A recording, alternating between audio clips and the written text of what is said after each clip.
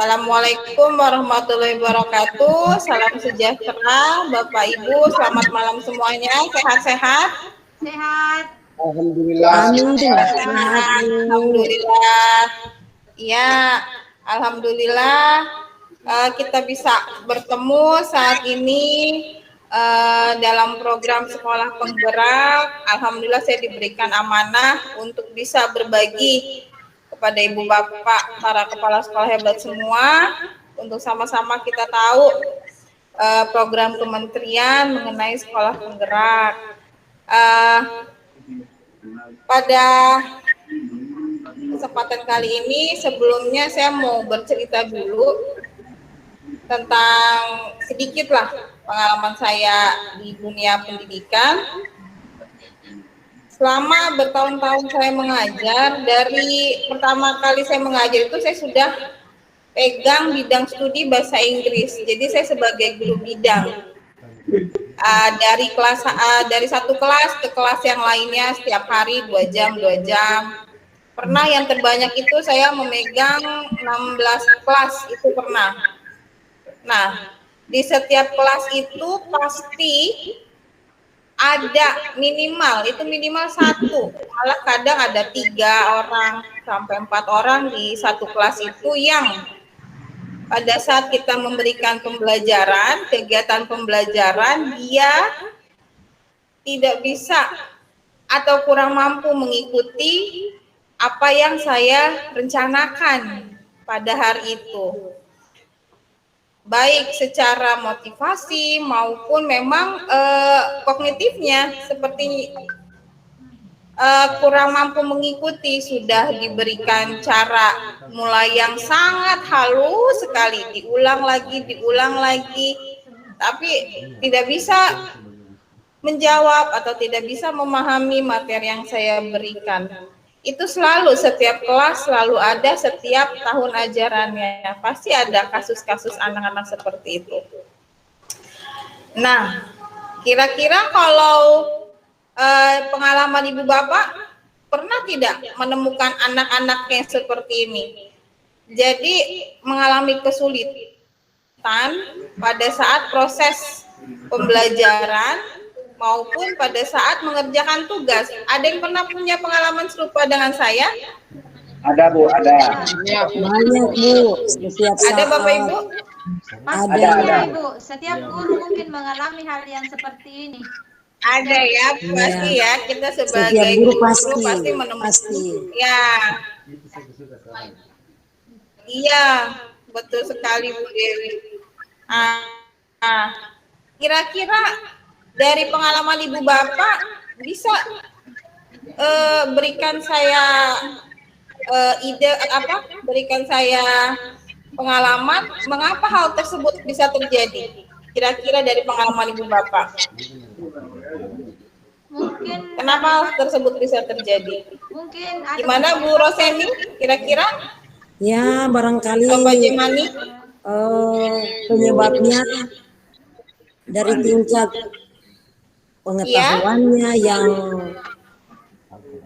yang agak jongkok, mungkin oleh karena dia tidak mampu menyerap pelajaran sampai dia kurang tertarik, barangkali malas untuk mengikuti pelajaran, tingkat kemampuan kognitifnya atau pengetahuannya, sehingga ia mempengaruhi dia untuk belajar dengan maksimal. Seperti itu Bu. Saya Bu, mungkin bisa juga ini Bu, ya bisa pengaruh kognitifnya pemahaman ya. yang Kadang banyak sekali guru atau mungkin kita ya Bu Agnes, pemahamannya yang berbeda, mungkin bisa tingkat pemahamannya ya berbeda-beda. Kadang kita sebagai Pemahaman yang guru berbeda.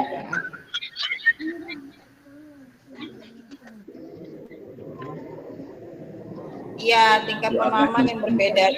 Kadang banyak sekali guru yang salah kaprah menilai atau memberikan stigma negatif terhadap anak-anak seperti ini. Padahal yang menjadi akar masalahnya kemungkinan besar adalah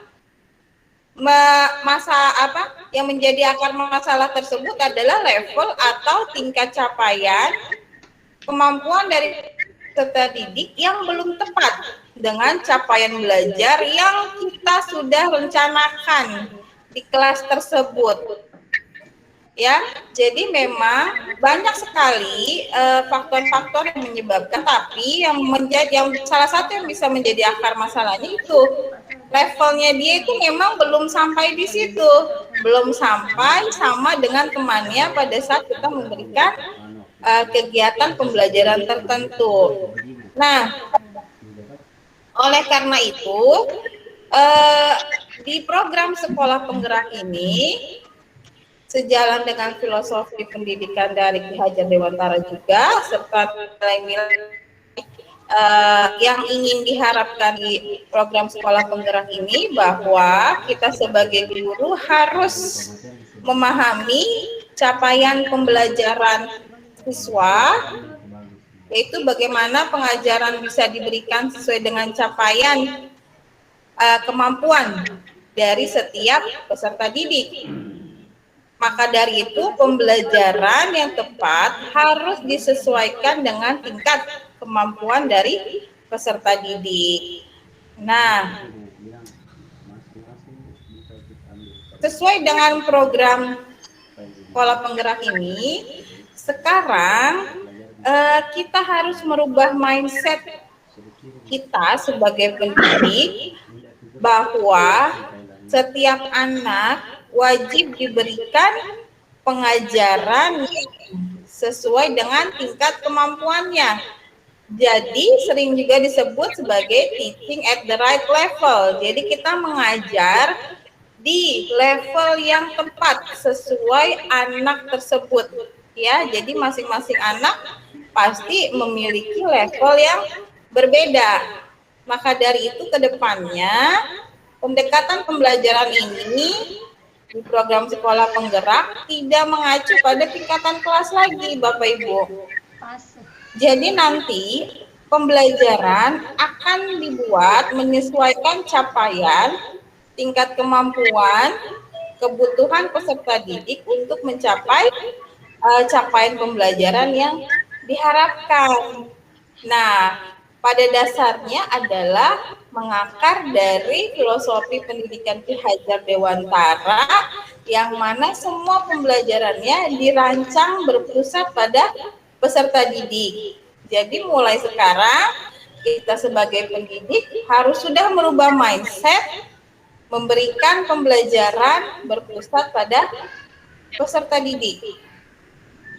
Nah, mengenai pengajaran sesuai dengan capaian atau tingkat kemampuan, ini kedepannya bertujuan untuk meningkatkan atau memberikan penguatan kemampuan numerasi dan literasi para peserta didik, serta pengetahuan pada mata pelajaran yang menjadi capaian pembelajaran.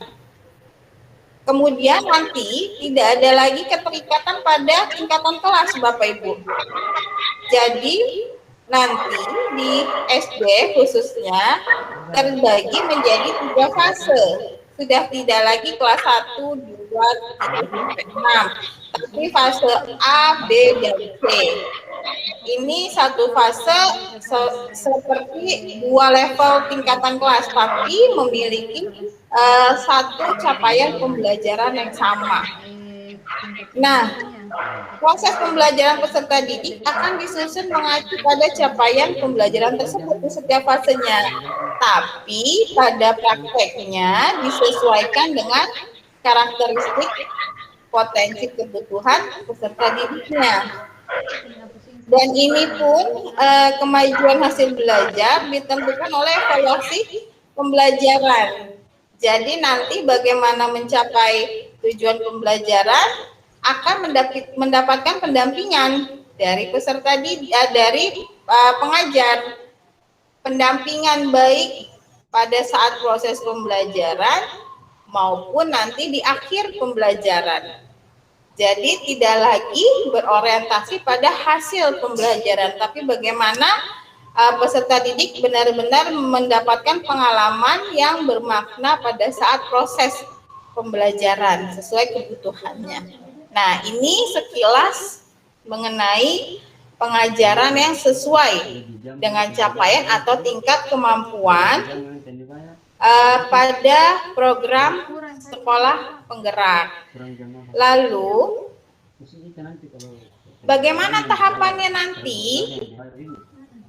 Yang pertama, di sekolah penggerak, pada saat kita mengaplikasikan atau mengimplementasikan kurikulum ini, yang pertama untuk membantu guru dapat melakukan pengajaran sesuai dengan capaian dan kemampuan, guru harus membuat assessment. Jadi sebelum melakukan pembelajaran atau perencanaan seperti RPP, perencanaan pembelajaran, guru harus membuat assessment terhadap setiap peserta didik. Ya, jadi bagi masing-masing peserta didik. Jadi setiap anak kemungkinan asesmennya bisa menghasilkan kesimpulan yang berbeda. Nah, ini disebut asesmen diagnostik. Nanti kita sebagai pendidik harus mengetahui dulu berbagai potensi, karakteristik, dan kebutuhan serta tahap tumbuh kembang anak sebelum kita bisa menentukan perencanaan pembelajaran. Setelah itu kemudian kita tentukan perencanaannya. Nah, bagaimana setelah kita mengidentifikasi potensi, karakteristik, serta kemampuan peserta didik kita, guru dapat membuat perencanaan pembelajaran yang disesuaikan keadaan peserta didik di kelas tersebut. Tentunya berpusat pada kebutuhan peserta didik ya. Setelah perencanaan dibuat, barulah dilaksanakan pembelajaran. Nah, pada saat proses pembelajaran ini perlu juga dibuat asesmen berkala. Nanti disebutnya asesmen formatif maupun sumatif. Jadi pada saat setiap proses pembelajaran itu selalu dievaluasi kapan anak butuh pendampingan untuk pengayaan atau remedial, itu dilakukan pada saat proses pembelajaran. Diharapkan nanti siswa atau peserta didik bisa mencapai tujuan pembelajaran yang diharapkan. Jadi walaupun berbeda gaya belajarnya, kebutuhannya, tapi dia tetap bisa mencapai capaian pembelajaran di fase yang sama. Nah, itu mengenai prinsip serta teknis bagaimana memberikan pengajaran yang sesuai dengan capaian dan kemampuan peserta didik. Wah, sepertinya sudah serius semua ini wajahnya. Ya, sebelum kita lanjut, kita ice breaking dulu ya. Siap? Siap.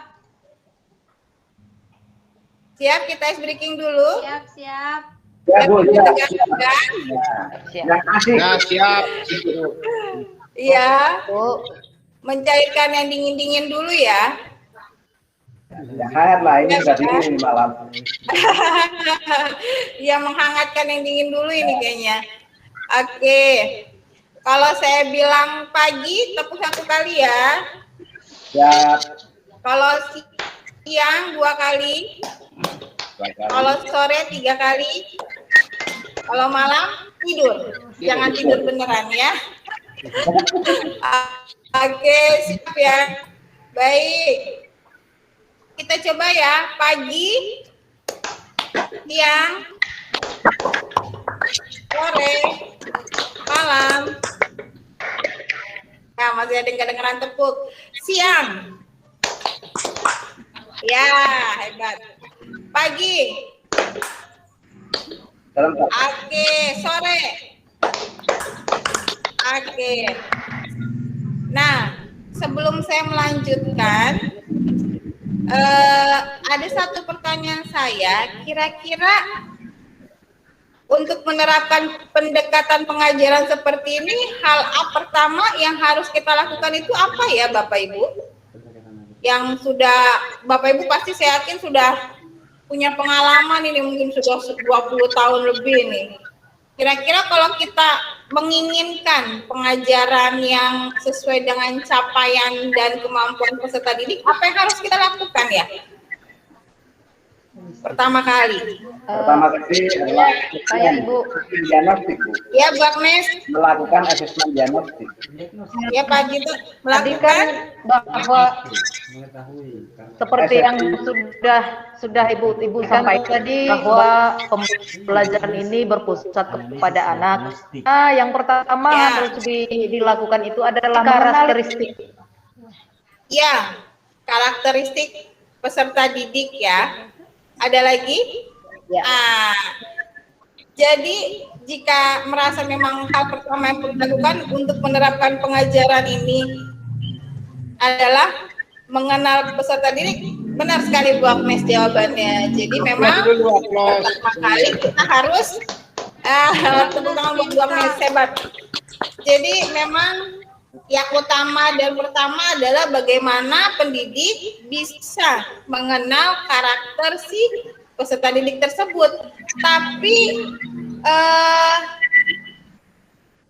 banyak juga cara-caranya ya untuk bisa mencari tahu bagaimana mengenal peserta didik. Sebelum lanjut, apa ada pertanyaan berkaitan dengan mengenal peserta didik? Ada yang mau bertanya? Saya, Bu. Ya, Pak. Ya. Sebelum kita menerapkan proses pembelajaran sesuai level ya, tentu kita di sini kita harus mengenal karakter setiap didik atau peserta didik. Nah, yang saya mau tanyakan, dalam bentuk apa kita bisa mengenal tes dalam bentuk apa ya yang akan kita terapkan kepada anak didik untuk mengetahui karakter setiap peserta didik itu? Ya, jadi terima kasih Pak. Jadi yang penting itu bagaimana, yang pertama adalah bagaimana kita bisa mengobservasi, mencari tahu gaya belajarnya anak, ya.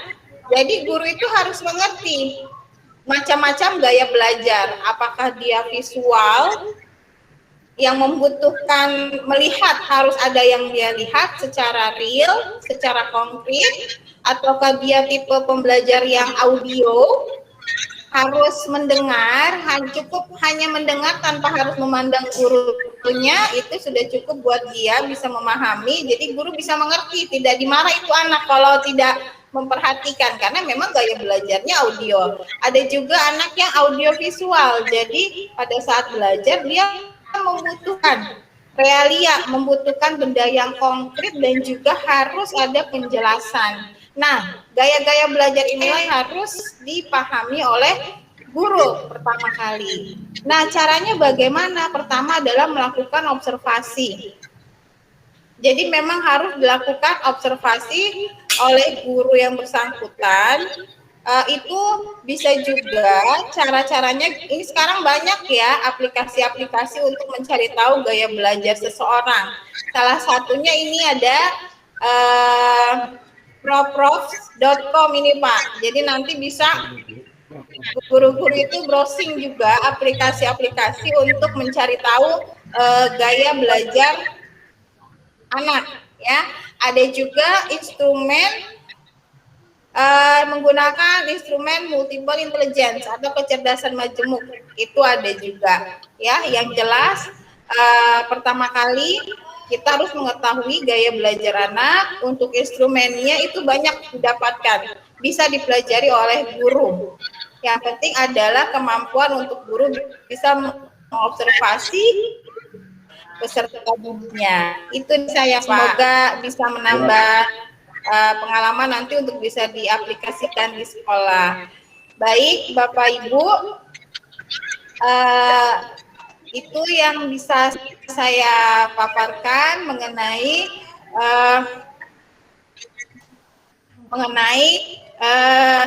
bagaimana pengajaran sesuai dengan kemampuan dan sesuai dengan capaian dan tingkat kemampuan peserta didik yang harus kita implementasikan di sekolah penggerak nanti yang akan berlangsung di sekolah kita masing-masing. Terima kasih